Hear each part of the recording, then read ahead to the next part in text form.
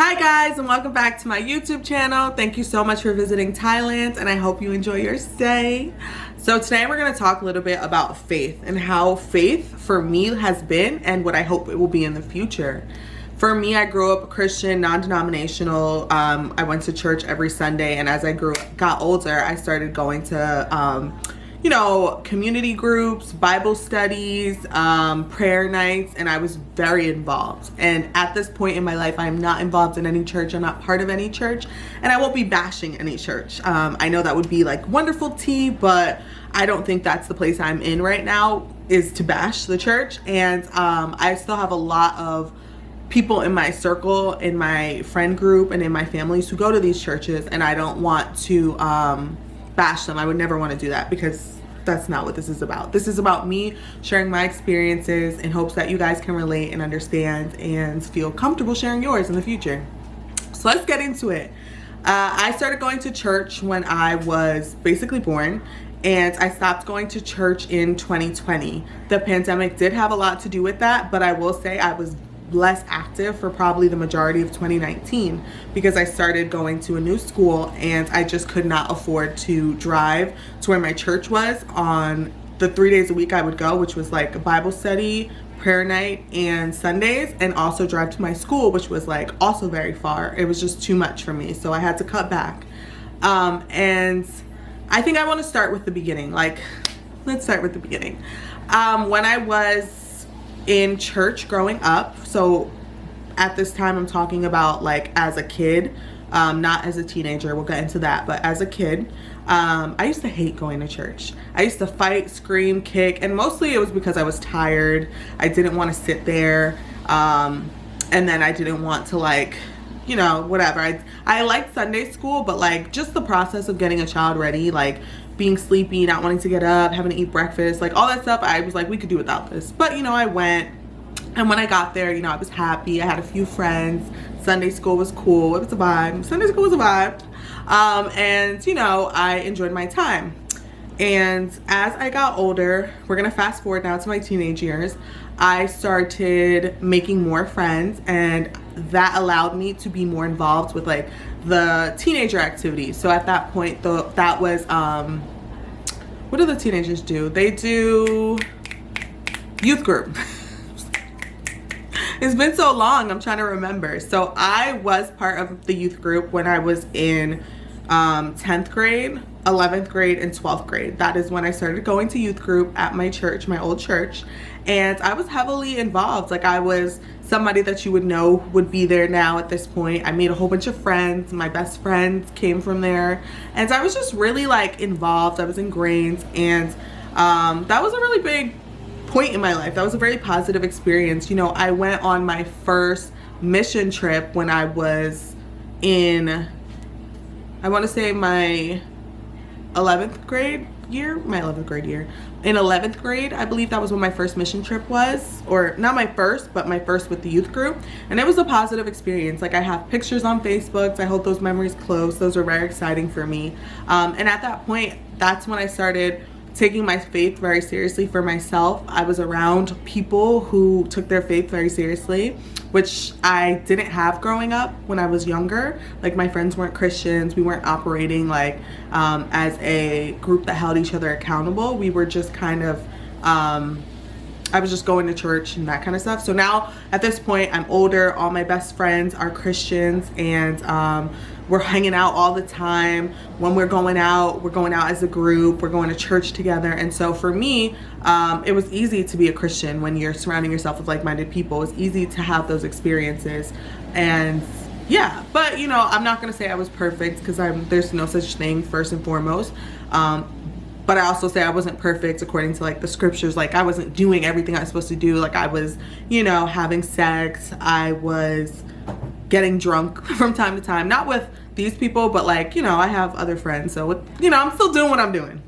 But I will definitely say when I became closer friends with these group of people, I was not really living that lifestyle anymore. So things for sure took a turn for me. So I would say when I graduated high school, I was in a weird place with my faith. I still believe in God. I still trusted God, but I felt like little background, I was experiencing heartbreak. I was experiencing severe heartbreak, and that was like the major theme for that year for me after high school.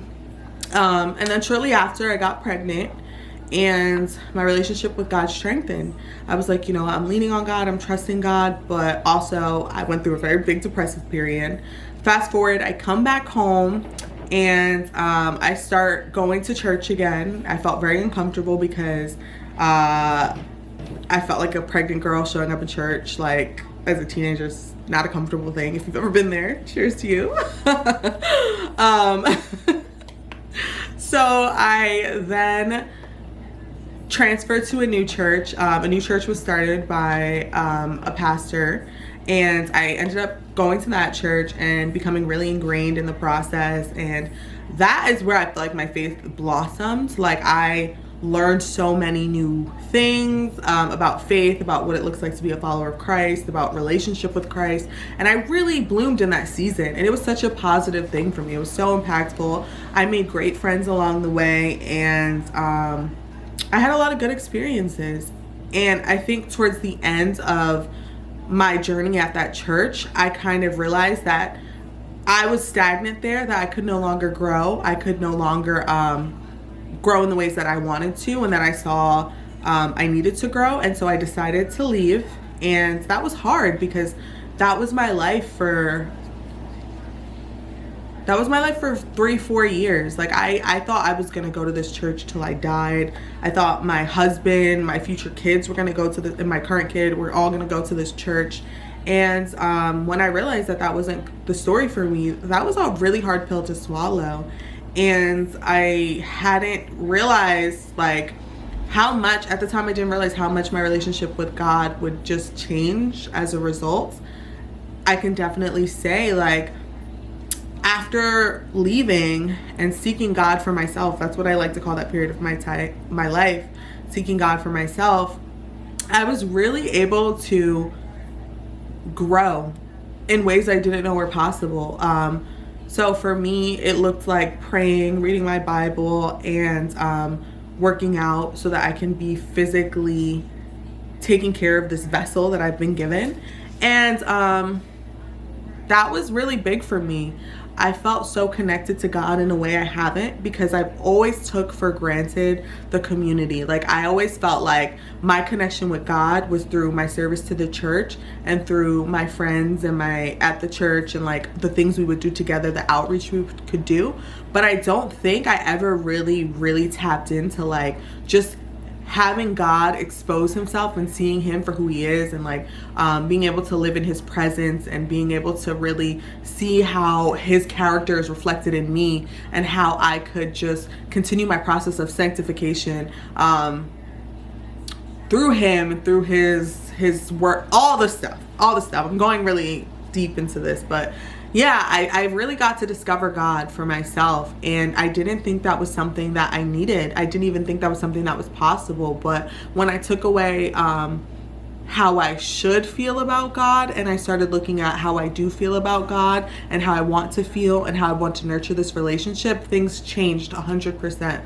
And I no longer felt like if I didn't do the things that I thought I should do as a good Christian, that I would be punished, or that God was this person who was just waiting for me to like repent all the time. I felt like I had a loving God. I felt like I knew a peace. I felt like there was a joy. I felt like all these things that I've read in the Bible, I felt them come to life in me and in my spirit. And like, that was so positive, and that was so much for me. So yeah.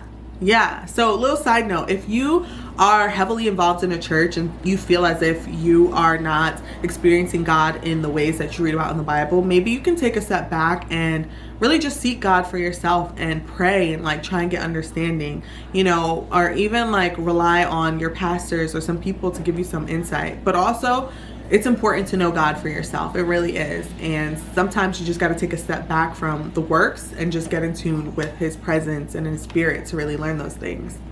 So yeah, so we're gonna fast forward to now. So I definitely went through like ups and downs since 2020. It's 2022 now. I've definitely had my moments where I'm like, I definitely need a church. I'm not tuned in. I don't want to make it seem like I found out that I stopped going to church and my life just got better as far as my faith and my spirituality. I think there are parts that have suffered as a result of not going to church. I don't have a church community.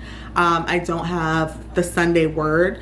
I don't have these routines set up to allow me to just experience the presence of God. I have to create them, and that's not something I do very often because it's hard when you're just not in the habit of doing it. It's something I know I need to do, but I don't do. So yeah, though that's kind of where I am. I want to find, some like-minded people who I can build a community with or join in a community because, I'm not sure how I feel about church. By church, I don't mean the people, because that is what the Bible says the church is. I mean about the buildings that we go to on Sundays to pray and to seek community. I'm not sure that I trust it. I think that I have some church hurts that I have to work through, and it's hard for me to put myself in a place where I can be open to that at this moment. I don't blame people for things. I think that I've seen the flaw of church, and I think that I've been stuck on like the flaws of church instead of like the benefit. And so right now when I think of church, I think of flaws. I don't think of like positives first and foremost. So that's something I'm trying to work through. I really am. It's been a few years, and I'm happy. I'm happy with the decisions I've made up to this point in my faith.